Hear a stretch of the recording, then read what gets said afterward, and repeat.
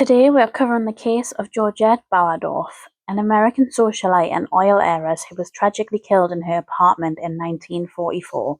Born in New York City on the 6th of May 1924, she was the younger of two daughters. Her father was oilman George Frederick Bauerdorf and mother was named Constance Danhauser. Unfortunately, at the age of 40, her mother passed away in 1935. The same year, the family moved to Los Angeles and Georgette attended the Marlborough School and Westlake School for Girls. She aspired to be an actress and moved to West Hollywood in August 1944, where she had an apartment at the El Palacio Apartments. After graduating, she volunteered at the Hollywood Canteen and worked in the Women's Service Bureau at the LA Times. She often talked and wrote about Marines, soldiers, sailors, and flyers, and she kept a little red address book filled with the names of the boys she had met. I've inserted a photo of a page out of the little red book. The Hollywood Canteen.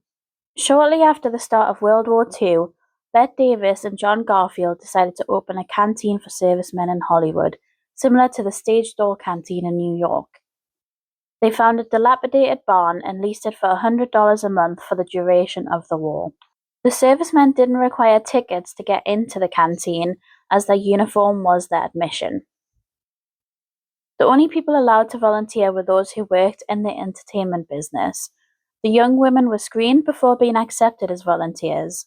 They were fingerprinted and issued photo ID. They were not allowed to enter or leave with the soldiers and had a specific entrance on Cole Street which they had to use. Georgette was very generous with her time and danced with the servicemen.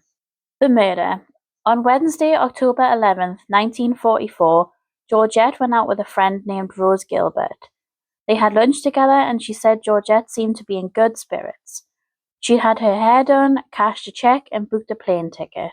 The ticket was to El Paso to see her boyfriend Jerry Brown, who was stationed at Fort Bliss. The pair had met on June 13th at the Hollywood Canteen. Later that day, Georgette was seen knitting in her car outside the canteen for around half an hour before entering. According to a sheriff's deputy, another volunteer at the canteen had told him that Georgette seemed nervous and had asked her to spend the evening with her at her apartment, but she didn't give a reason for her nervousness. They both entered the canteen and danced with the servicemen. The same volunteer noticed one soldier was very persistent in wanting to jitterbug with Georgette, however she didn't want to dance that way as she preferred the waltz or other more conservative dance styles.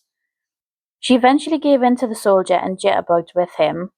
Both girls signed out at 11:30 p.m. and Georgette drove off on her own. She arrived home at around midnight. At around 2:30 a.m., a neighbor heard a woman scream, "Stop, stop, you're killing me."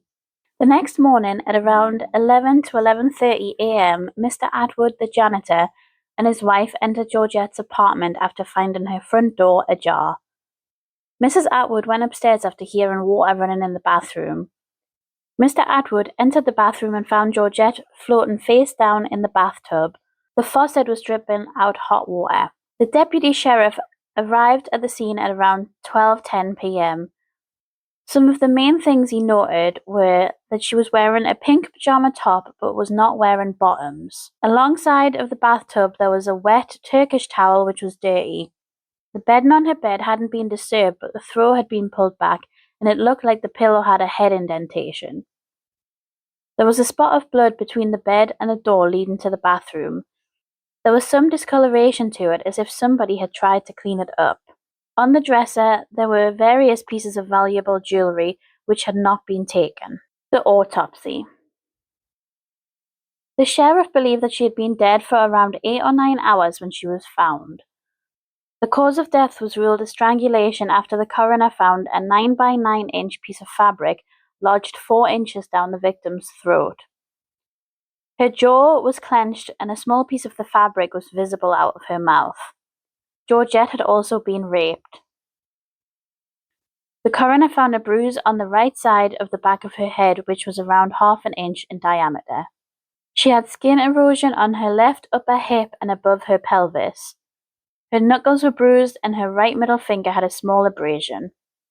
Her thigh had 6 distinct bruises and 2 other bruises which looked like finger and thumb imprints. The suspects. The deputy sheriff looked through Georgette's personal items and found that she had been corresponding with 23 or 24 servicemen. A fellow volunteer at the canteen named June had informed the sheriff that a tall soldier was interested in Georgette, but the feelings weren't reciprocated. June also said a soldier was cutting in all evening and that she had danced with him only to avoid a scene. Cosmo Volpe was brought in for questioning but later released. He had danced with Georgette that night but later said she was not a good dancer but wanted to learn. I was a professional dancer back in Astoria, Long Island, and I'm a good jitterbug. Kenneth Raymond was a 23-year-old Army deserter who was accused of kidnapping and maybe killing a 6-year-old in the 1940s. He was described as a gangling 6-foot-tall youth and nightclub dancer. He was questioned in 1946 about Georgette's murder. The FBI had labelled him a one-man crime wave, but there wasn't enough evidence to charge him with the crime. In 1945, a year after the murder of Georgette, a similar attack occurred 6 blocks away from El Palacio. A man wearing a soldier's uniform entered the home of Miss Hillman through an unlocked window and attacked her in her bathroom as she was preparing for bed. He turned off the light and attacked her, causing lacerations to her face and hands. Neighbors heard her screams and called the police. She described the man as a young man with curly blonde hair, blue eyes, and a medium stocky build. The investigation went cold, but various confessors began coming forward. In December, a 22-year-old man named John Lehman Sumter entered the FBI office in San Francisco and confessed to the killing. The lead detective in the case came to the office to interview him. Sumter stated, "I met the girl on a streetcar and she asked me to accompany her home. When we got there, we talked for a while and then I bummed a car from her. Pretty soon, a soldier came in and stayed about an hour. Then after he left, I strangled her." The detective was suspicious of his story and eventually the man admitted to fabrication. "I wanted to die in the chair because I had nothing to live for. I was afraid to commit suicide." Sumter's family later revealed he had been discharged from the army for writing bad checks and had spent time in a sanitarium in Georgia.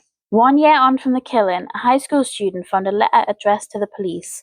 She turned it over to the authorities. It said, "Sometime after October 11, the one who murdered Georgette Bauerdorf will appear at the Hollywood canteen.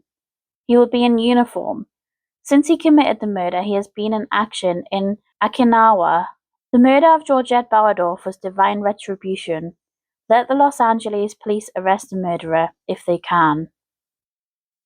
A friend and fellow volunteer named June also told the police Georgette did know one soldier who was extremely tall, probably 6 foot 4 inches at least. She met him at the canteen through another soldier who was now overseas. This tall man gave Georgette quite a rush, but after dating him a few times, she refused to go out with him again. She said she just didn't like him. Unfortunately, June could not remember the soldier's name. Another suspect was a man who was arrested in San Diego named Robert George Pollock White. He was arrested after reportedly forcing a cloth down the throat of a 65-year-old woman. The suspect said he had been in Los Angeles at the time of the Bauerdorf murder. Nothing came of any of these suspects, and the murder of Georgette Bauerdorf remains unsolved.